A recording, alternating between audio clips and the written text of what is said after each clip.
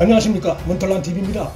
인터넷 매체 뉴스버스 발행인 이진동 기자의 소위 청부 고발 보도 파문이 정치권에 확산되고 있습니다. 이진동 기자는 윤석열 후보가 관여한 증거가 있다고 주장하고 있는데 정작 구체적인 증거는 아직까지 제시하지 못하고 있습니다. 윤석열 전 총장이 여당 의원들 청부 고발을 알았을 것이라고 추정되는 정황 증거들이 있다는 것이 그의 주장입니다. 물론 정황 증거도 증거는 증거입니다. 그가 언급한 정황 증거란 자신이 입수한 고발장 문건에 의하면 윤석열 후보 부인에게 확인하지 않고서는 알기 어려운 내용이 담겨 있어 윤석열 후보가 관여한 정황 증거라는 것입니다. 구체적으로는 김건희 씨의 주가 조작이 사실이 아닌데 사실인 것처럼 주장했으니 여당 일부 의원들이 허위 사실을 유포한 것이라고 돼 있는 부분은 김건희 씨가 확인해 준 것이라고 주장하며 윤석열 후보가 결국 청부 고발에 관련됐다는 증거라는 주장을 펴고 있습니다. 증거치고는 너무나 취약합니다. 김건희 씨의 주가 조작이 사실이 아니라는 부분은 이미 윤석열 총장 입을 통해서나 여러 언론 보도를 통해서 알만한 사람들은 어느 정도 알고 있던 내용입니다. 따라서 김건희 씨에게 확인하지 않고서는 알 수 없는 내용이라고 하는 이진동 기자의 주장은 설득력이 크게 떨어집니다.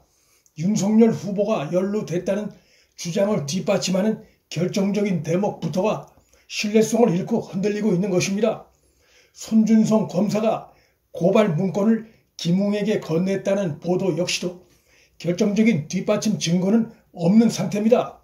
다만 한 가지 공개된 것은 고발 문건이 아닌 판결문 자료를 김웅에게 보내면서 손준성 검사가 손준성 보냄이라고 기계체로 적은 부분이 그 증거라는 것입니다.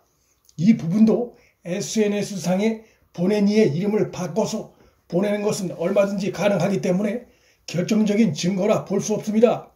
이 기자가 이런 부분을 몰라서 이런 주장을 편 것인지 아니면 알면서도 이러한 주장을 편 것인지도 곧 밝혀질 것입니다. 이 부분 조작 관련해선 윤석열 후보의 특보인 김경진 전 의원이 명쾌하게 설명을 했습니다.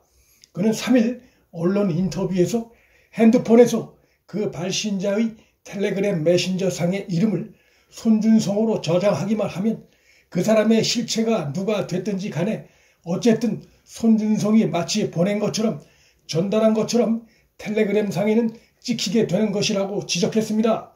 이진동이 취재원에 대해 밝힌 부분도 석연치 않은 대목이 있습니다. 그는 고발장 등 자료 입수 경위에 대해 뉴스버스 소속 기자가 취재 과정에서 취재원에게 획득한 것이라고 주장하면서 취재원과의 대화 과정에서 나온 얘기를 듣고 사실 확인을 했다고 설명했습니다. 취재원의 신뢰 검증도 충분히 했다고 주장했습니다. 중요한 폭로 기사를 쓰는 기자 입장에선 취재원은 다 신뢰가 있는 것으로 느껴집니다. 하지만 사실 확인을 했음에도 뉴스버스의 보도 기사엔 추측과 정황이 가득합니다. 직접적인 증거, 예를 들면 하다못해 익명의 제보자의 구체적인 진술이라도 있어야 하는데 그런 것이 없습니다. 자신들이 입수한 자료에 대한 그들의 해석이 존재하고 있는 보도 내용입니다. 해석이 추가되어 있는 이러한 보도가 폭로 기사에서 완벽성을 띠기 어렵습니다. 취재원을 신뢰하고 보도를 냈다가 허위사실로 드러나 개망신을 당하고 그에게 손해배상을 물어주게 된 언론 사례가 적지 않습니다.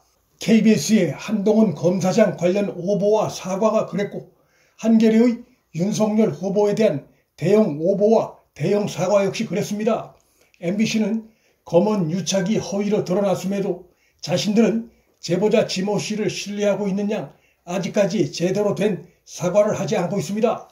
인터넷 매체 뉴스버스가 신뢰한다는 취재원과 그가 건넨 자료가 과연 신뢰할 만한 것인가 여부는 현재 검증된 상태가 아닙니다. 수사가 진행된다면 그 과정을 통해 밝혀질 텐데 그 과정에서 제보자의 신원 즉 취재원의 신분이 드러날 것입니다. 만일 뉴스버스 측이 취재원 공개를 거부한다면 이번 폭로성 보도는 권력과 유착해 윤석열 후보를 노렸던 지금까지의 여러 음모성 허위 보도의 또 하나의 사례로 기록될 것입니다. 이진동 기자가 자신들의 폭로 보도를 뒷받침할 후속 보도를 곧 내보낸다고 공언했으니 지켜볼 일이나 자신의 발언을 뒷받침할 설득력 있는 후속 보도가 나오지 않을 가능성이 큽니다. 그렇게 보는 이유는 윤석열 후보가 3일 밝힌 뉴스버스 폭로 보도에 대한 강력하면서도 분명한 공개적인 반박 입장에 그 이유가 담겨 있습니다. 만일 뉴스버스가 주장하고 또 여권이 주장하는 청부 고발 의혹 관련해 조금이라도 의혹과 연루된 부분이 있다면 윤 후보가 그렇게 분명하고 강력하게 공개리에 보도 내용을 반박하기 어렵습니다. 윤 후보는 이날 자신이 연루됐다는 증거가 있다면 내놓으라고 요구했습니다. 윤 후보의 요구에 대해 뉴스버스 측이 답을 내놓지 못할 경우 허위 보도에 따른 응분의 책임을 질 수밖에 없습니다. 민주당 등 집권 세력은 보도가 나온 지 하루가 지나고 윤 후보의 강력한 반박 입장이 거듭되자 꼬리를 조금씩 내리는 모양새입니다. 처음엔 국회에서 국정조사도 실시하고 특검도 실시할 것처럼 난리 부르스를 치더니 슬그머니 법사위 논의로 축소하고 보도 내용에 대한 검증을 검찰로 전부 미루는 태도를 보이고 있습니다. 집권 세력의 이 같은 태도는 그간의 학습 효과에 따른 것으로 보입니다. 판을 크게 키웠다가 역풍을 맞았던 드루킹 사태, 또 여권의 공작에 의해 맞으면 맞을수록 윤석열 후보의 지지도가 오히려 상승했던 쓰린 경험이 그것입니다. 대선을 불과 6개월 남겨두고 이런 보도에 의존해 윤석열 때리기에 광분할 경우 조사를 통해 보도의 허위가 드러나면 오히려 여권이 코너에 몰리고 윤석열의 국민적 지지도를 결정적으로 높이고 굳힐 수 있다는 불안감이 작용한 결과라 할 수 있습니다. 윤석열 후보는 3일 하루에만도 오전엔 기독교 회관을 방문한 이후 또 오후엔 종로구 청계천에서 전태일 동상 참배를 마친 뒤에 공개적인 장소에서 2번이나 여권의 청부 고발 공세를 일축하면서 조사를 해서 나의 무관함이 밝혀지면 내 책임을 운운한 정치인들은 물러났으면 좋겠다고 쏘아붙였습니다. 문틀란TV 여기서 마칩니다. 구독과 좋아요, 알림 설정은 방송 제작에 큰 힘이 됩니다. 시청해 주셔서 감사합니다.